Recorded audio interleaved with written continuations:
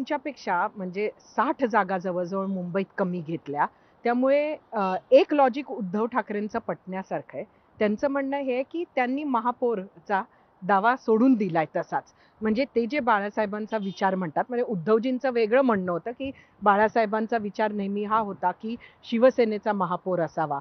पण ते त्यांनी निवडणुकीच्या आधीच तिथे शस्त्र टाकली असं त्यांचं म्हणणं आहे. पण म्हणजेच जर तुम्ही जिंकलात, तर भाजपचाच महापौर हे पक्कं झालंय का? असं आहे.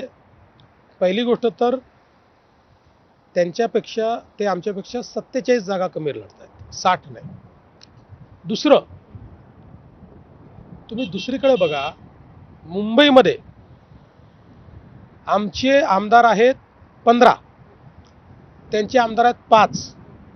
म्हणजे रेशिओ काय असला पाहिजे तसा विचार केला तर त्यांना 35% आणि आम्हाला 65%, असा रेशिओ नाही केला आम्ही. हा रेशिओ आहे 55% आणि 45%चा. त्यामुळे कुठेही आम्ही अन्याय केला असं तर नाही आहे. आणि दुसरं, कल्याण डोंबिवलीमध्ये आमची ताकद असतानाही युती झाली पाहिजे म्हणून आम्ही 56 जागा घेतल्या. 56 जागा घेतल्या, त्यांना 65 जागा दिल्या. आता याचा अर्थ आम्ही महापौर पद सोडून दिलं का? नाही सोडलं. कल्याण डोंबिवली ते युतीचा महापौर होईल, मुंबई ते युतीचा महापौर होईल, कुठल्या पक्षाचा होईल आम्ही दोघं मिळून ठरवू. पण मी तुम्हाला सांगतो, म्हणजे ते अजून ठरलेलं नाही ठरलं नाहीये. हां. मुंबईत शिवसेनेचाही महापौर होऊ शकतो, महायुतीत कोणाचाही महापौर होऊ शकतो, कल्याण डोंबिवलीत कोणाचाही महापौर होऊ शकतो. महायुती मिळून ठरवू. पण शिवसेनेनी महापौरावरचा दावा सोडला वगैरे जे उद्धवजींचं म्हणणं आहे, हे पूर्णपणे चुकीचं आहे. अशी आमची कधी अटही नव्हती आणि तशा प्रकारची कोणती चर्चाही केलेली नाही. विधानसभेच्या निवडणुका झाल्या, त्याच्या आधी लोकसभा होत्या, मग विधानसभा झाल्या. आता ज्या नगरपालिकांच्या, पंचायतीच्या ज्या निवडणुका झाल्या, त्याच्यानंतर आता महापालिका, आता परत झेडपी. एकंदरीत तुम्ही स्वतः पूर्ण वेळ प्रचारात सक्रिय असता. कुठेतरी तुमच्यावर, तुमच्या मंत्रिमंडळावर हा ताण आहे असं नाही वाटत का? इतर कामं करायला वेळ मिळतोय का? नाही, उलट मला तर वाटतंय फार चांगलं आहे. दर 6 महिन्यांनी इलेक्शन येण्याच्या ऐवजी 3 महिन्यात सगळे इलेक्शन होऊन जाणं, म्हणजे मग पुढच्या काळात आपण गव्हर्नन्स करता मोकळे असतो. पण याही निवडणुकीच्या काळामध्ये माझं काम कुठे थांबलेलं नाही. मी यातही सवड काढतो, पेंडिंग फाईल्स क्लिअर करतो. आचारसंहितेत न बसणारे, म्हणजे जे आचारसंहितेत बसतात किंवा ज्याला आडवी येत नाही, ते डिसिजन्स घेतो. आताही तुम्ही 3 दिवसापूर्वी पाहिलं असेल, मी बैठका घेतल्या, मी MOUs केले. तर मी हे सगळं आपलं चालूच असतं. तुम्ही जर मुंबईत जिंकलात, तर आमच्या समोर एक हॉरर फिल्मच आता वाटायला लागलेली आहे आम्हाला. म्हणजे तुम्ही जर BMC जिंकली, तर एकतर तुम्ही मराठी माणसाला हद्दपार करणारे, दुसरं म्हणजे तुम्ही मुंबई गुजरातला देणारे, मुंबईचं बॉम्बे होणार आहे. त्याच्यानंतर ती अडाणीमय तुम्ही केलीच आहे आणि अजून करणार आहे.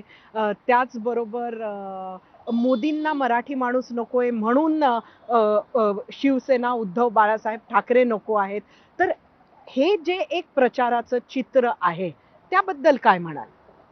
याला एका शब्दात सांगायचं झालं तर निराश लोकांचं अरण्य रुदन आहे. निराश लोकांचं अरण्य रुदन आहे. आता मी तुम्हाला प्रश्न विचारतो, मुंबई म्हणजे काय मोटर आहे का हो? एखादी गाडी आहे की चालवत नेऊन गुजरातमध्ये ठेवणार आहे? अरे हा भूभाग आहे, ही मुंबई आहे. कोणाच्या बापाची हिंमत नाही आहे याला हात लावायची. असे कसे लेचेपेचे नेते आहेत जे आपल्या लोकांना घाबरवतात की मुंबई तुटून जाईल? संपली का हिंमत तुमची? अरे मी म्हणतो, माझ्यात ताकद आहे. मी म्हणतो जोपर्यंत देवेंद्र फडणवीस जिवंत आहे तोपर्यंत त्या मुंबईला कोणी हात नाही लावू शकत.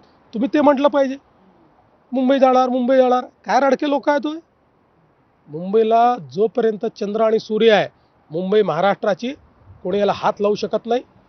आणि मराठी माणसाचं बोलायचं यांना अधिकार काय आहे? तो बाळासाहेबांना होता. यांना काय अधिकार आहे?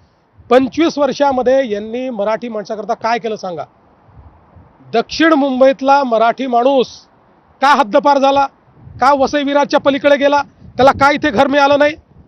आज BDD चाळीच्या संदर्भात वर्षानुवर्ष यांच्या काळामध्ये BDD चाळीत हा बिल्डर की तो बिल्डर हाच वाद घालत राहिले. मी मुख्यमंत्री झालो, मी निर्णय केला, BDD चाळीमध्ये बिल्डर येणार नाही. BDD चाळीमध्ये म्हाडा रिडेव्हलपमेंट करेल. म्हाडाला काम दिलं, टेंडर काढले, वर्क ऑर्डर केला, भूमिपूजन केलं, काम सुरू केलं आणि आता चाव्या देखील वाटल्या. 80,000 मराठी लोक 120 स्क्वेअर फुटात राहणारे 500 स्क्वेअर फुटात निशुल्क त्या ठिकाणी गेले, जे मीरा भाईंदरच्या पलीकडे एखादा फ्लॅट अफोर्ड करू शकत नव्हते. अभ्युदय नगर असेल, विशाल सह्याद्री, ज्या ठिकाणी आपले माथाडी कामगार आहेत, या ठिकाणचं पत्राचाळ. आता पत्राचाळ तर उदाहरण आहे. पत्राचाळ तर यांना लाजीनी मान खाली घालणार आहे. मराठी अस्मिता जिथनं सुरू झाली ती पत्राचाळ, मराठी आणि संयुक्त महाराष्ट्राच्या आंदोलनाची नाजुळलेल्या अनेक लोकांची पत्राचाळ, यांच्याच लोकांनी त्याच्या विकासाच्या पोटी मराठी माणसाला बाहेर काढलं, रस्त्यावर आणलं आणि झोपड्यात राहायला मजबूर केलं, घोटाळा केला. मी मुख्यमंत्री झाल्यानंतर पत्राचाळीचा त्या घोटाळेबाजांकडनं पत्राचाळ बाहेर काढली, त्या ठिकाणी घरं बांधली आणि घरांच्या चाव्या हँडओव्हर केल्या. मराठी माणसाला घर देणारा आम्ही आहोत. मराठी माणसाच्या नावावर तुम्ही राजकारण केलं. माझा सरळ सवाल आहे तुम्हाला, तुम्ही गिरणी कामगारांकरता मोर्चे काढले ना, मग या महानगरपालिकेच्या माध्यमातनं गिरण्यांच्या जमिनीवर ज्यावेळी मोठे मोठे टावर होत होते आणि त्यांना तुमची महानगरपालिका ज्यावेळेस मान्यता देत होती, त्यास अट का नाही टाकली की माझ्या गिरणी कामगारांना घर द्या? म्हणजे परमिशन ही आपणच द्यायची, मोर्चे आपणच काढायचे घर नाही म्हणून. ही दुटप्पी भूमिका आहे. 25 वर्षात एक घर नाही देऊ शकला तुम्ही गिरणी कामगाराला, आणि गिरणी कामगाराला देशोधडीला लावायचं आणि मराठी माणसाच्या बाता मारायच्या. काय केलं सांगा ना मराठी माणसाकरता? त्यामुळे ओय, बाकी तर सोडून द्या, हे इतकं या ठिकाणी बोलतात. मुंबई महानगरपालिकेतले कंत्राटदारी मराठी नाही आहेत.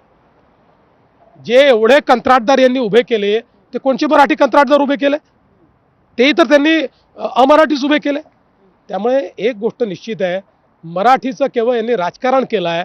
मराठी माणसाच्या नावावर हे मोठे झाले, मराठी माणूस नाही मोठा झाला. त्यांचा हा जो एक आक्षेप आहे तो सातत्यानं ते मांडत आहेत, तो म्हणजे की हे इतर कंत्राटदार नाही, पण एकच कंत्राटदार